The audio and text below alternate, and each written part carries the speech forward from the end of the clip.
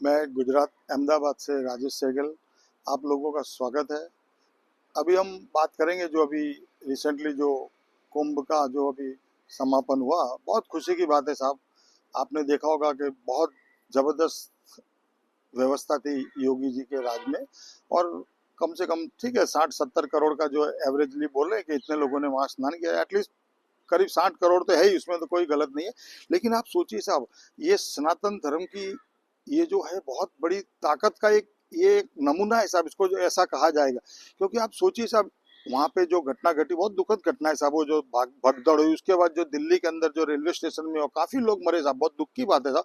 लेकिन आप इतना सब होने के बावजूद भी आपने देखा होगा जब दिल्ली में भगदड़ मची उसके बाद दूसरे दिन भी लोग जाने के लिए उस ट्रेन में इस तरह, हालांकि सांस लेने की भी उन लोगों को जगह नहीं थी, टॉयलेट में भी सब लोग बैठे थे, फिर भी लोगों को एक उत्साह था कि नहीं हमें कुंभ में स्नान करना है। तो ये कहीं ना कहीं आप सोचिए साहब, ये सनातन धर्म की बहुत बड़ी ताकत है साहब।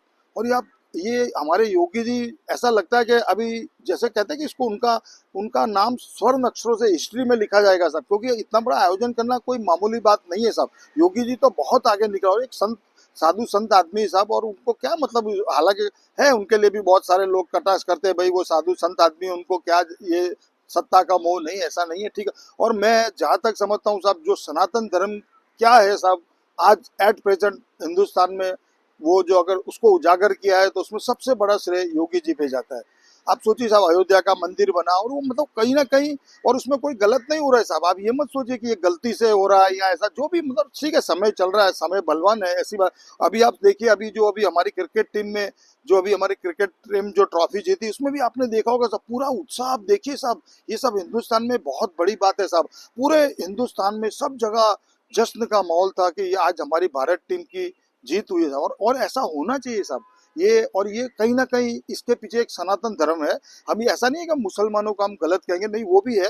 वो हाँ ठीक है, हाँ हाँ, इतनी एक बात जरूर मैं कहूंगा, जिस जिस तरह से अभी जो एक एक पुलिस ऑफिसर का स्टेटमेंट आया था जो उसने उत्तर प्रदेश में दिया, बहुत गलत स्टेटमेंट है, ठीक है। वो स्टेटमेंट उसने उसने वो बोला पहलवान है, अरे पहलवान है तो कोई ठीक है, हालांकि वहाँ के सीएम साहब ने भी बोला भी पहलवान है, ठीक है। हम उसके बाद उस मामले में नहीं पड़ते, लेकिन आप एक उस जगह पे इतनी बड़ी पोस्ट पे गवर्नमेंट की बैठे साहब, एटलीस्ट कम से कम बोलने का तो ध्यान होना चाहिए साहब, किसी को भी हो। और ठीक है, अब अभी क्या इसके बाद, हाँ ठीक है, अभी जैसे हाँ इतना जरूर है कि जब इतने सालों से जब हम देख रहे हैं, आज होली का त्योहार है, ईद का है, इसमें इतना प्रॉब्लम्स नहीं। अभी एट प्रेजेंट क्या हो गया साहब, ये एक माहौल बना दिया साहब। और एक सबसे बड़ा इसमें मीडिया जवाबदार है साहब, मीडिया और ये व्हाट्सअप, ये इंस्टाग्राम वगैरह जो चलता है, कहीं ना कहीं सब इसमें सब इधर उधर मैसेज करके वो गलत मैसेज पास कर। आप देखिए सब, वो संभल का भी था, कितने शांति से सब लोगों ने उन्होंने होली मनाई, उन्होंने अपनी नमाज पढ़ी। अरे साहब, हम कौन होते हैं साहब किसी को, और इसके लिए सबका धर्म अच्छा है साहब। और किसी भी धर्म को कभी भी क्रिटिसाइज, चाहे हिंदू हो या मुसलमान हो, हमें कोई राइट्स नहीं है किसी का। हाँ,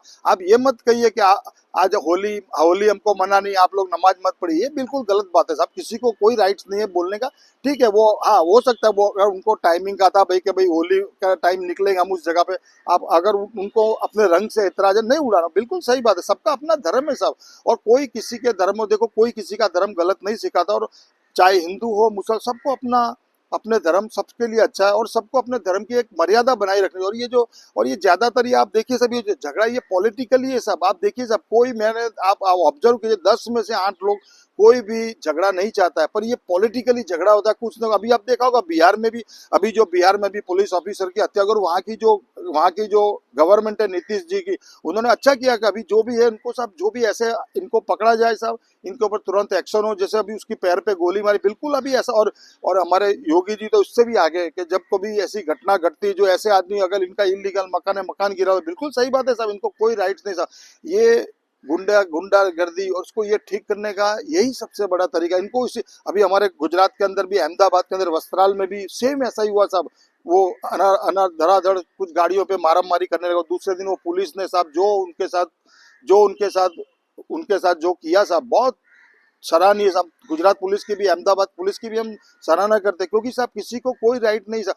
क्योंकि जब तक ये गुंडे तत्वों के साहब हम लोग मान रहे, और ये पुलिस वालों को छूट देनी चाहिए साहब इसमें, ठीक है एक आध गलत हो भी सकता है, कुछ हो जाए, लेकिन इनको छूट देना बहुत जरूरी है। योगी जी ने जहां तक ये किया है बहुत अच्छी बात है साहब। और योगी जी को गाइडलाइन पे ही चला। अभी मैं पंजाब में भी कल देख रहा था, वहां पे भी कोई ड्रग्स माफिया था, उसका इन्होंने जाके मकान गिराया, बिल्कुल सही बात है, ऐसा ही होना चाहिए साहब। कोई राइट्स नहीं साहब, ऐसे गंदे लोग जो इस तरह के, जो देश के अंदर जो इस तरह की हलचल करते हैं, इनका नामो निशान मिटाना हो तो यही करना पड़ेगा। इनको इसी तरह करेंगे, इसी तो ही इसका जवाब मिलेगा। नमस्कार, जय हिंद, जय भारत।